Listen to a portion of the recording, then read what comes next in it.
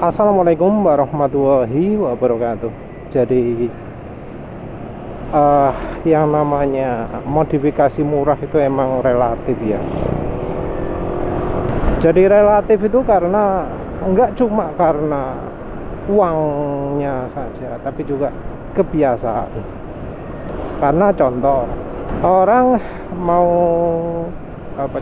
ganti oli, biaya 80.000, 100.000 setiap kali ganti oli. Terus kemudian belajar ganti oli sendiri, nemu oli 40.000 bagus. Nah, kira-kira orang ini bakal nyari oli lebih murah atau lebih mahal? Yang sudah belajar itu pasti nyari lebih murah. Jadi ketika dia itu taunya kalau ganti oli itu harus ke bengkel, dia nggak nawar harga, ganti tiap 2000 km wis anggap aja 80.000 wis siap sama mencucinya. Walau ya biasanya ganti-ganti lain, tapi ini kita ngomong khusus ganti oli tok lah.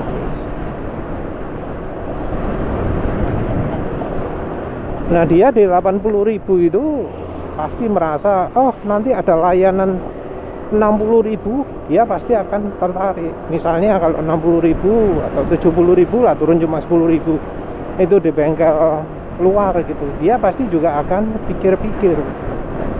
Kalau misal nggak ada takut dengan oli palsu, pasti bakal banyak orang yang memilih jalan ini.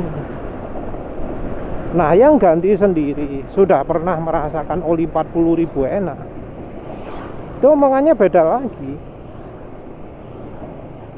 Dia sudah nggak akan berpikir lagi beli oli dealer, nggak berpikir lagi pakai oli resmi. Dia pikirannya kira-kira oli apa lagi yang murah enak juga ya. Jadi nggak cari oli 40.000 lagi, tapi nyari oli 30.000. Tapi ini tentu butuh juga yang namanya transisi mental shift ya istilahnya, transisi mental atau transisi pola pikir. Jadi selama dia itu menganggap bahwa oli itu wajib ganti di dealer, dia nggak akan pernah berpikir nyari oli harga 30.000-an. Tapi begitu dia misal sudah kepepet belajar ganti oli sendiri, terus merasakan oli 40.000 ternyata lebih baik, dia pasti akan coba cari yang 30.000. Pola pikir ini ya sangat menentukan harga ya. Kita nggak cuma ngomong soal kemampuan ekonomi saja, tapi ya kebiasaannya. Walau orangnya nggak punya uang ya, orangnya uangnya pas-pasan, untuk makan pun dibatasi ya, dia bakal merelakan mengeluarkan uang kalau misal memang kebiasaannya seperti itu. Nah, ini juga penulis ya, lihat ada yang ngasih solusi anti gredek ya. Anti gredek, dia ngomong ganti mangkokan, ganti kampas, ganti apa maneh, roller enggak sih, slider juga enggak, ganti per,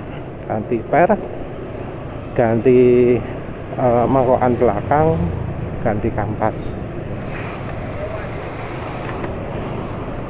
Dia ngomong murah gitu ya, ganti ini kira-kira habis biaya 600 atau berapa gitu ya. Dia ngomongnya murah. Ini murah, ini tinggal gini pasti sudah bebas gredek ya. Pada solusi murah untuk menghentikan gredek itu nggak cuma yang itu aja. Ada yang misalnya ganti kampasnya iki gitu ya, ganti kampasnya Nmax, ganti kampasnya Next ya, Suzuki Next. Jadi entah mengapa ya kok harus sampai ganti mangkokan juga. bahkan yang sampai modifikasi segala. Penulis pernah lihat yang paket anti gredek itu harganya 750.000 atau berapa gitu ya, itu sudah custom semua.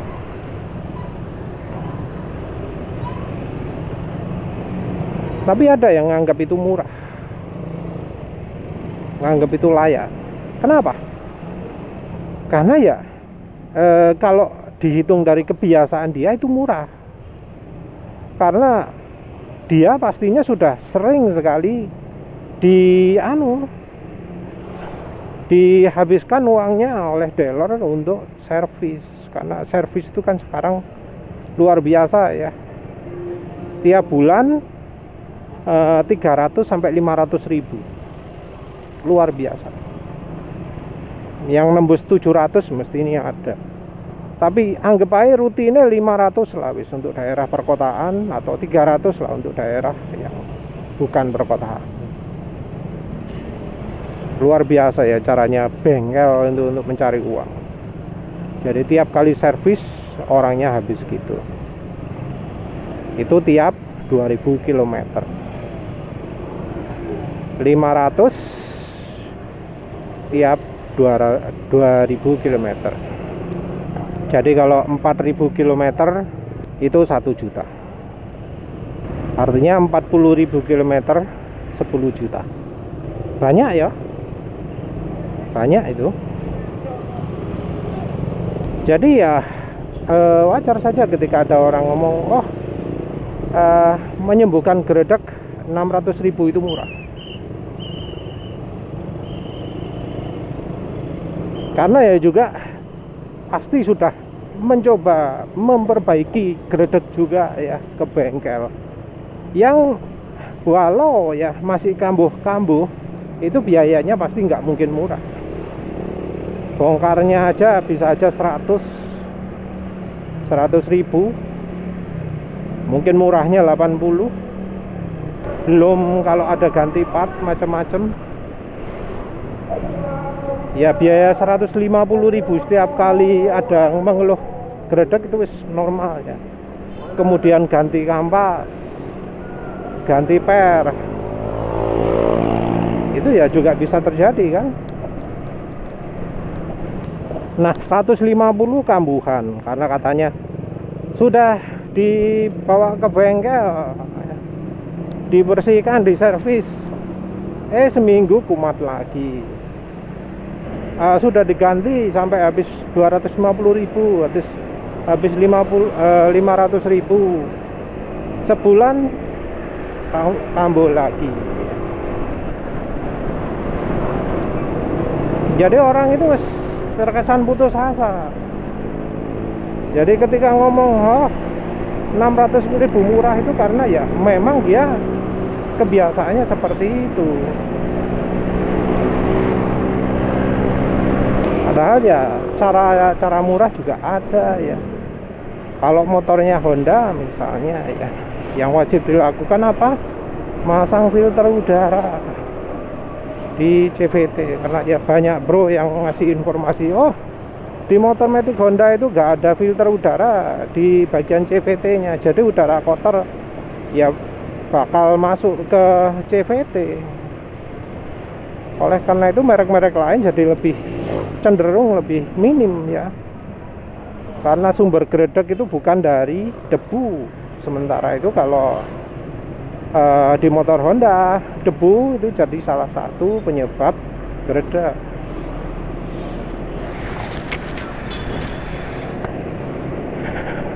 Terus berikutnya apa lagi sih penyebab gredek? Penyebab gredek itu biasanya ya selain dari debu, kotoran, juga bisa karena tenaga motor ya, terutama di RPM rendah yang kurang. Nah ini banyak ya buktinya ya. Ya tentu juga pengaruh dari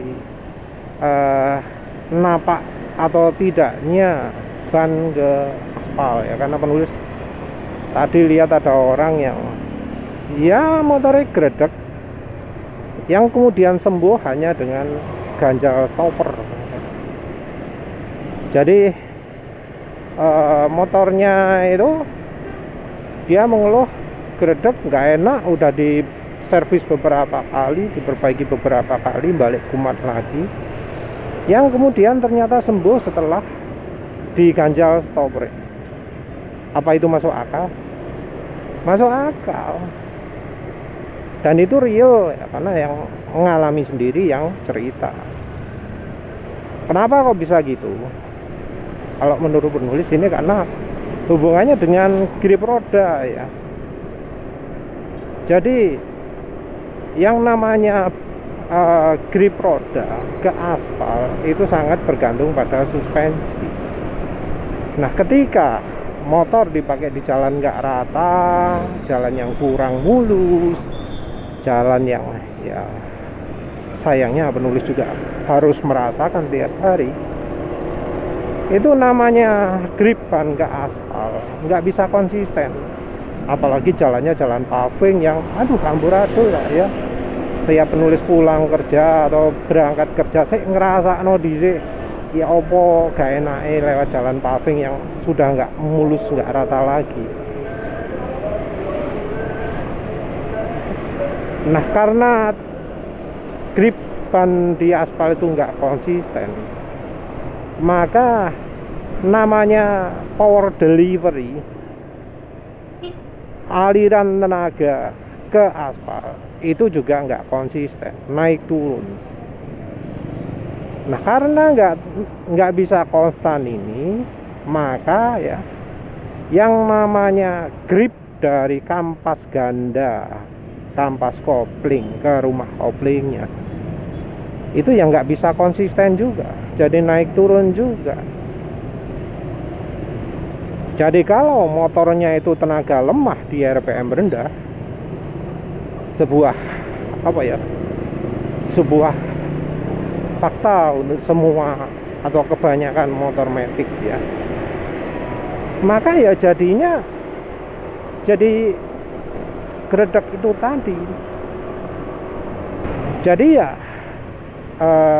salah satu cara yang perlu dilakukan adalah bagaimana caranya membuat ban itu tetap stabil walau jalannya amburadul. Dan mengganjal stopper itu adalah salah satu solusi. Kenapa? Ya karena stopper itu membuat gerakan ban jadi jauh lebih liar kalau kondisi jalannya tidak mulus. Nah, ini yang bisa merasakan cuma orang-orang yang jalannya buruk, yang tiap harinya lewat paving, lewat beton, lewat jalan yang banyak sambungan nih. Nah, kalau mereka yang jalannya mulus ya nggak akan merasakan yang geredek seperti itu. Mau ganjal stopper atau enggak ya gak ngefek. Cara lain yang juga terjangkau itu adalah menambah tenaga di RPM rendah. Entah ini murah atau enggak, tapi modifikasinya yang penulis maksud adalah silek ya. Pakai pipa di saluran udara yang ada di tutup box filter. Jadi di tutup box filter itu ada pipa ya. Pipanya ukurannya cukup besar, antara ya sekitar 3 cm ya, ukurannya lah sekitar segitu. Nah, kita pasang pipa baru yang ukurannya lebih kecil. Diameternya kalau ingin meningkatkan tenaga bawah ya 1,8 sampai 1,3 lah. Pipa setengah dim itu juga bisa.